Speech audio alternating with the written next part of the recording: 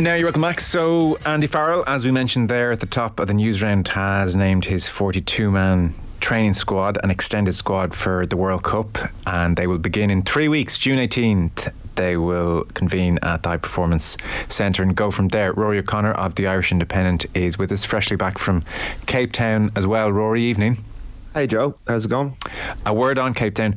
I feel like you and Joseph Dweba have contributed the most to Munster's cause this year.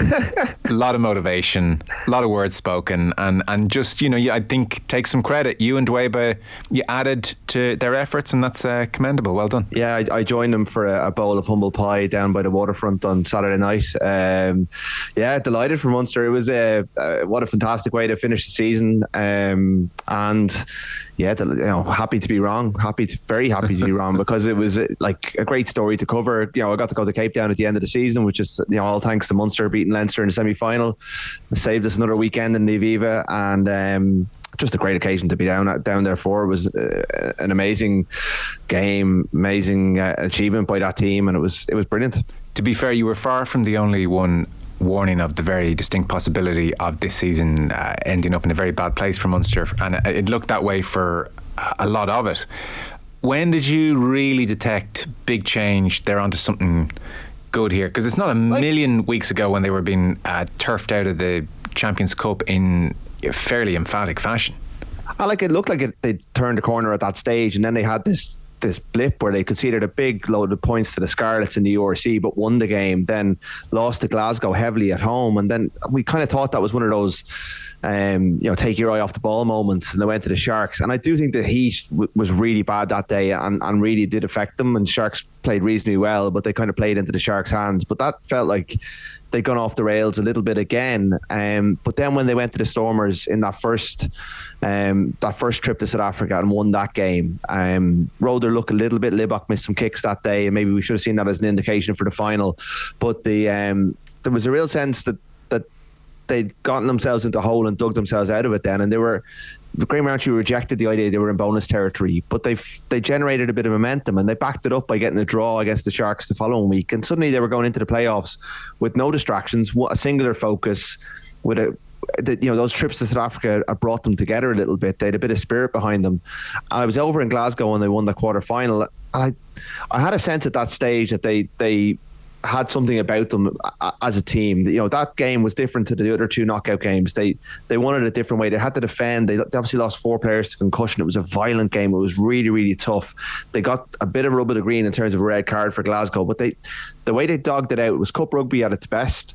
We kind of knew Leinster were going to rest their team for that semi-final, and that Munster would have a real shot, and so it turned out. And so there was it's not about what you do over the 18 games, it's about what you do at the end of it, really, isn't it? I mean, that this is what Leinster's eternal battle is against, that they're brilliant across the 18 games, but when it gets to this end of the season, you get to write your own obituary in some ways, and that's what Munster have done. And look, no one thinks they're the finished article, or will they be automatically European contenders next year? They'll be seeded, but there's still a long way to go in terms of being able to compete with the La Rochelles of this world. But to win a trophy, there's only 2 on offer every year, and it's an achievement in its own. It'll stand the test of time. It'll stand alone, and these players have marked it off. It's a great moment for them. So that it's to do it the way they've done it, like it's almost a movie script. To come back from the brink twice in the first year of a coach with the adversity they've had, it's really impressive.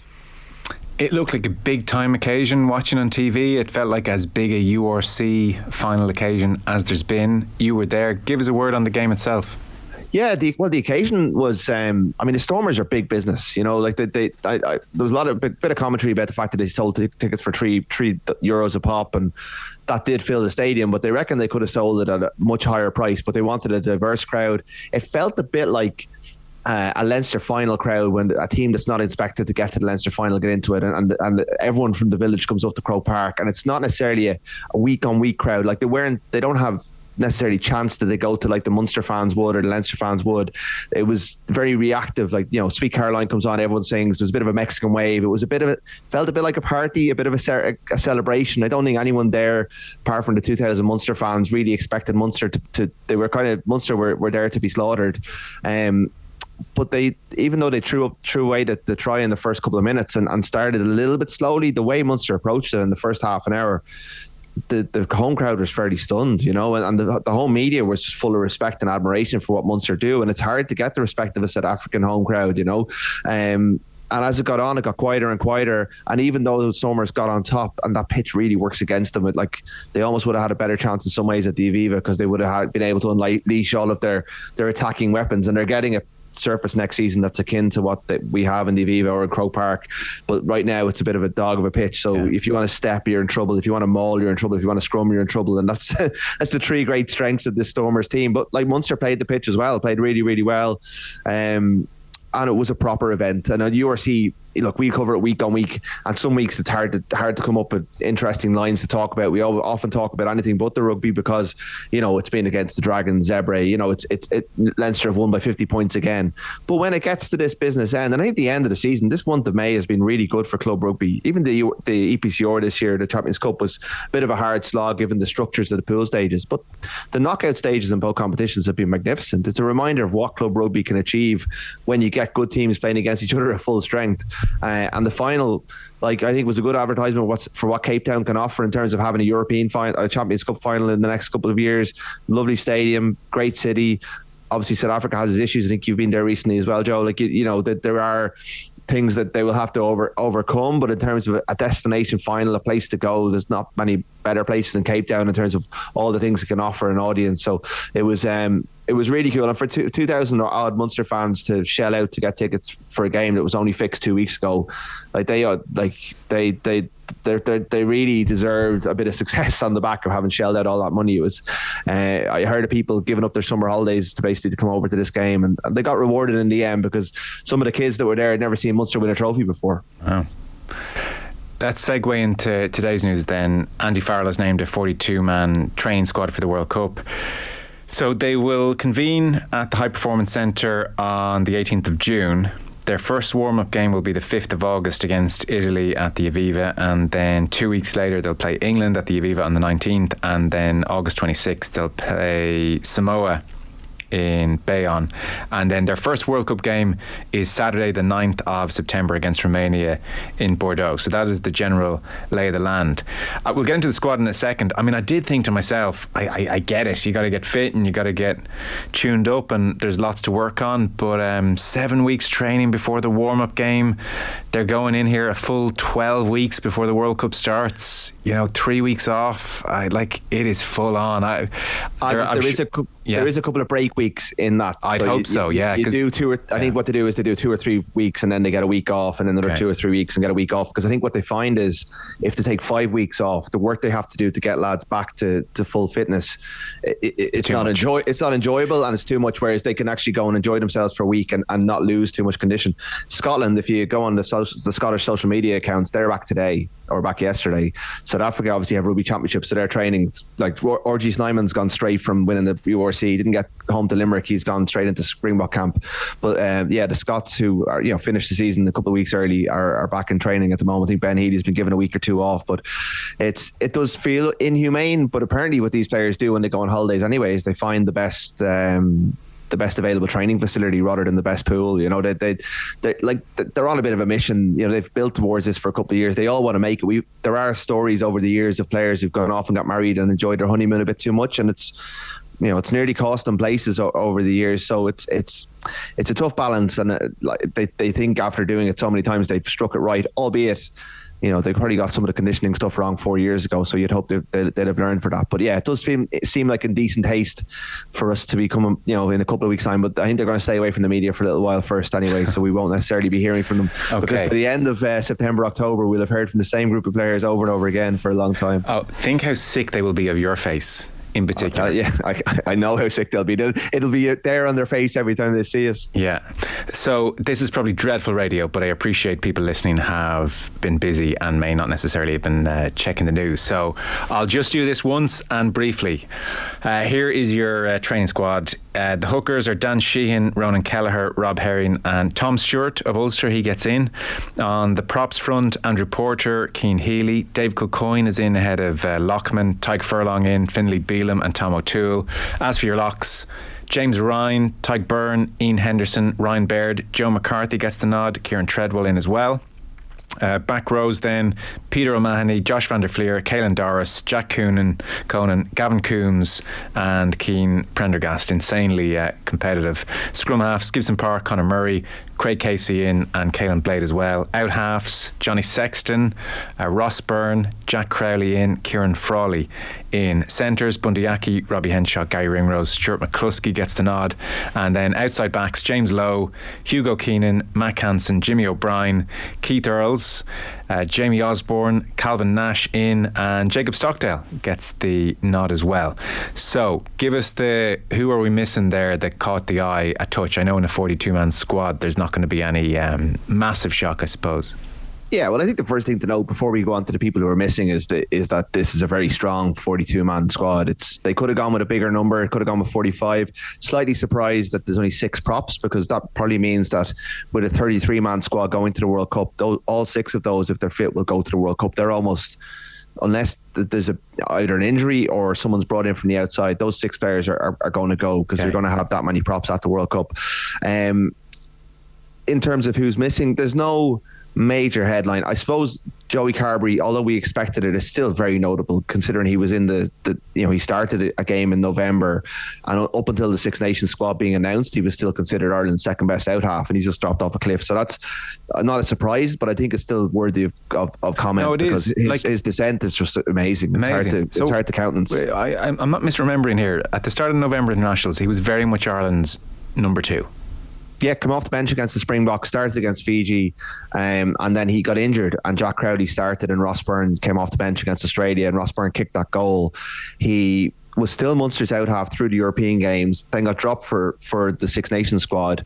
I think he continued as Munster's out half a little bit beyond that, and then slowly but surely, with Crowley having played 12, Crowley has taken over. Then Healy got on the bench for the knockouts, and he's finished the season, running water for Munster and not in the Ireland World Cup squad. And just, there's talk that he's got a couple of offers on the table from France, but Munster insisted he'll be there next season. But it just does seem like he's at a big career crossroads. So he's the big omission, bigger picture in terms of Irish rugby. Him and maybe Jordan Larmour, like 2 of the most exciting young talents of their generation 5 years ago. No one would have said after 2019 that those 2 players would be jettisoned. I think we were all writing off the older players, but actually those 2, and like Stockdale's made it, but Stockdale's I'd say he was one of the really close calls. If you think Robert Balakoon's been left out, Shane Daly's been left out despite his exceptional form for Munster. I thought he'd get the nod. Calvin Nash gets in, which I think is merited. Thought Daly was really good, and both Nash and Nash and Shane Daly, because of the way Munster play a very Ireland style where it comes to your wingers. They come off their wing, they look for ball. They were very good in the air in that final. I suppose the big talking point is maybe we didn't get a red wave on the back of Munster's run. Some people, maybe like recency bias, a lot of them haven't been in a lot of squads, and Ireland do put a lot of store in how much time you've been in with them, because their system, and if you're playing catch up at the start of a World Cup, they can't necessarily get onto the work that they want to do if people are catching up. I think Jean Klein is very unfortunate. He's never been in an Andy Farrell squad, so that what I just said is very relevant there, and I think that's the reason he hasn't made it. I think on form he should be ahead of Kieran Treadwell and Joe McCarthy. McCarthy's just back from injury, didn't make the Leinster squad for the European Cup. He was on the bench for the Munster semi-final. A huge potential player, but in 2023 you're not really picking on potential. You should be picking on what you can do in the here and now. We've seen Jean Klein develop his game in the last year. He was a controversial call 4 years ago because he'd never played for Ireland, and he got parachuted in ahead of Devin Toner. I think he'd be a very justified call if he was in there now. He's been one of the players of the season, and he can feel hard done by.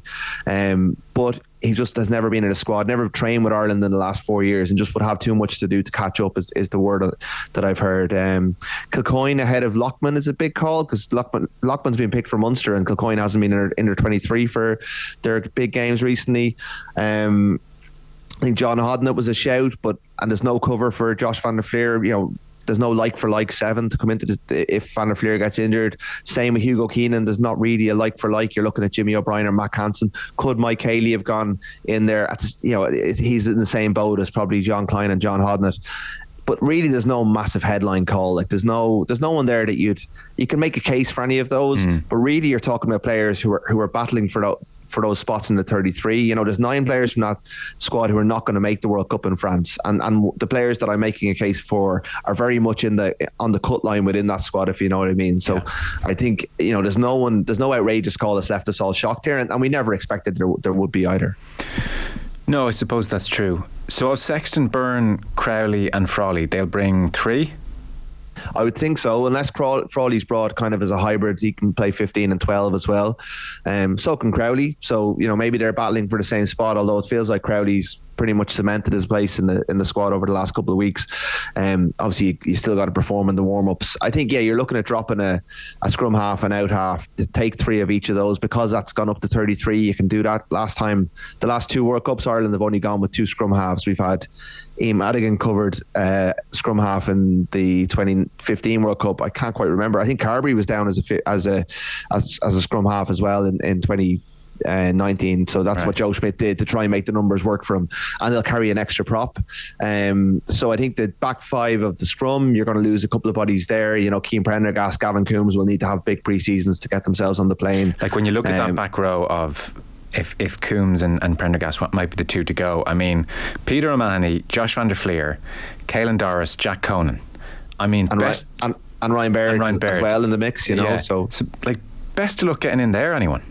Yeah, I mean, you are going to have an extra body just to cover injuries and to rotate the squad, because you have, you know, from the Scotland game, you're week on week. But yeah, that's settled. You know, if you look at the Ireland, I've a spreadsheet of all Ireland selections over the last couple of seasons. Like, that combination is just, it's locked in. Those 4 players rotate in and out within. You know, that's really settled. I mean, if you look across, he's got a very strong pattern across his squad. There's actually 18 of the 23 who were involved in his first game as Ireland coach in 2020 are in this squad, are in this 45-man squad.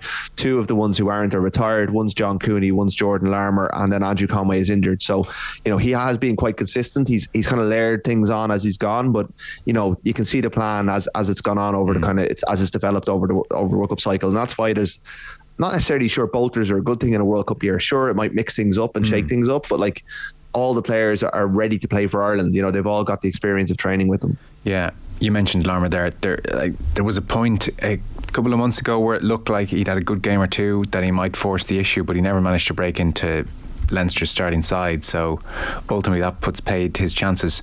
Of the outside backs, so James Lowe, Hugo Keenan, Matt Hansen, Jimmy O'Brien, Keith Earls, Jamie Osborne, Calvin Nash, Jacob Stockdale. How many will be cut from that group? There's a couple there who cover a couple of positions. You got to think that Hansen, Lowe and Keenan are the starting back 3 for, you know, the summer tour of New Zealand and the Grand Slam. So they're locked in. Yeah. Jimmy O'Brien covers the entire back line. He was on the bench recently, so you got to think he's fairly confident to going as well.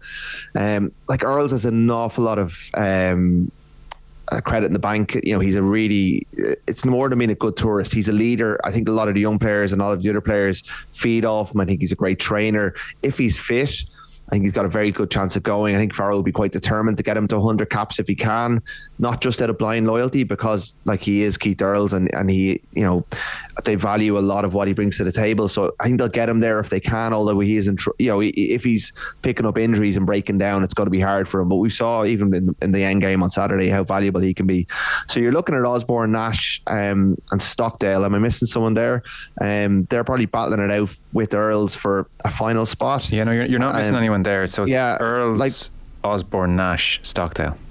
Yeah, I think Earls is probably coming in just ahead because of who he is, but like they obviously like Osborne. He wouldn't be going into that squad as an uncapped player unless they thought he had something to offer. And they obviously there's something in Stockdale that they see, even though we haven't seen it necessarily on the outside for a long time. It wasn't like he lit it up, but I did think in that recent game against Leinster, he looked sharp in the few moments he was involved here or there. Because certainly the night at the RDS against New Zealand, he didn't. It was just like a very passive performance, and I thought that could be him in big trouble. But sharpened up as the season went on. Like Osborne, it's again to further your point, it is worth reminding people, he was injured in March, did his ligaments. He's only 21. He has started 2 Heineken Champions Cup matches, a bunch of URC games, can play centre, wing, full back. But 21 years of age, hasn't played since March. They, as you said, they obviously rate him to be bringing him in. Yeah, and remember how excited we were about him, and what Andy Dunn was talking about when he was talking to you here when he was playing in Champions Cup games a couple of months ago. There's clearly an awful lot of potential there, and maybe this is one, like Andy Farrell has signed on for another 2 years afterwards, and maybe he's looking at getting 1 or 2 players in, get them training experience with the wider groups, let them know what training for a World Cup is like, and then off you go. Obviously Osborne will see this as an opportunity to make this World Cup, and maybe this is the chance for him or a Joe McCarthy to kind of freshen things up and add an extra dimension to what Ireland do. But it's hard to see it at this remove, but we've seen in other World Cups how a player can get momentum through the warm-ups, can train really well. Even Stockdale, if he goes away now, his season's been over for 2 or 3 weeks with Ulster, so he's had a chance to have his holiday, get into the gym, get a good training program. We saw Ben Healy went off and trained with the NFL players last summer, so there's players can go off and put individual training programs together, but come back as fit as they've ever been. And really hit the ground running. And like we all know that Stockdale, he was on track to be Ireland's record try scorer at one stage in his career. Like he broke Six Nations records when he started. He had a horrible 2019 World Cup. He's had a couple of injuries. His confidence has been shot at different times. But you're right, he played his way back in that Leinster game a little bit. But I think it's still a big leap of faith to pick him ahead of some of the players that have been picked. But in terms of Osborne, yes, there is a chance for him to come like a Conor Murray in 2011 is probably the prime example of a player who came in late and had a good end to the season and bounced into a World Cup pre-season and ended up playing a massive role at that year's World Cup. So there is, it does seem like a long shot at this stage for Osborne, but he's exciting and he will probably train very well and push the players ahead of him. I think someone like Stuart McCluskey's probably in a bit of trouble because he only plays one position and there's got good competition in terms of Bundy Aki and Robbie Henshaw, and if they're training well, it's hard to see how you get him on a plane, even though he has had a big influence this year. So if you're a one position player and you're kind of second or third on your pecking order, you might be in a bit of bother. True. Well, look, if there's one guarantee between now and the 9th of September, it's that there'll be injuries, plural, right across the board. So things will change. Rory, thanks a mil. Cheers, Joe. Cheers. Rúaidhrí O'Connor there from the Irish Independent on Andy Farrell's 42-man training squad. They will convene at the High Performance Centre on the 18th of June and go from there ahead of the World Cup on September 9th. Rugby and Off the Ball is with thanks to Vodafone, Ireland's most reliable mobile network and proud sponsor of the Irish rugby team. We'll take a short break. Back in 1 sec.